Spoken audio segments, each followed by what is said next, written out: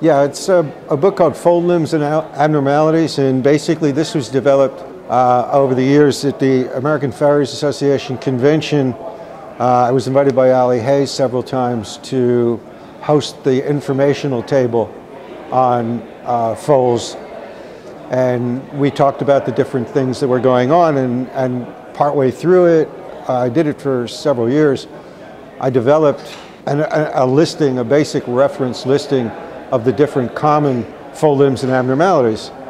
that foals were born with, whether or not they could be addressed, how they would be corrected, how to recognize them, and what the general prognosis was for some of these. The role of the farrier in most of this is to be able to help the owner recognize that that horse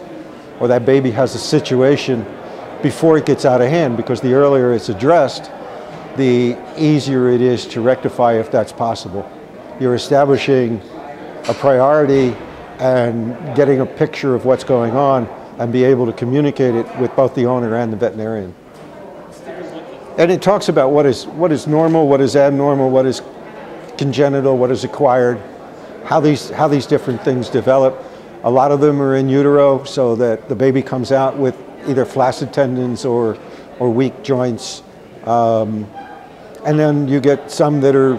the cause of possibly overdevelopment, nutritional situations,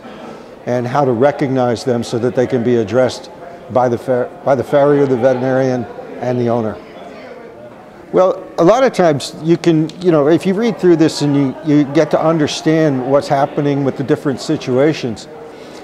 it'll give you an advantage of recognizing these things when you go to the horse, when you deal with newborns, when you deal with babies in their first stages, first 3 months, 6 months.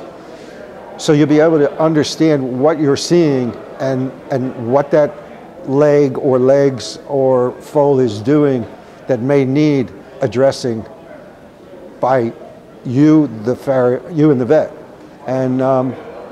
so it's very helpful to have this, because one of the advantages of this is that you now have pictures of what's going on with an explanation with it, so that you can actually verifiable material that you can show to the owner while you're discussing it. Probably early stage, the most common deformities are lack of sufficient development in utero before the baby is born, so that your flaccid tendons, for instance, will come from that. Acquired is very, very important, because you get into certain breeds that we tend to, and also certain habits of the owners, where the horse doesn't get quite enough exercise with its mother and it's overfed. So these things can lead to sort of contractural situations where you can get the beginnings of what looks like clubfoot, things like that. So overfeeding can do it. Lack of exercise can do it. You can find that probably, I would have to say 80 to 90% of the time, when they're born with premature deficiencies,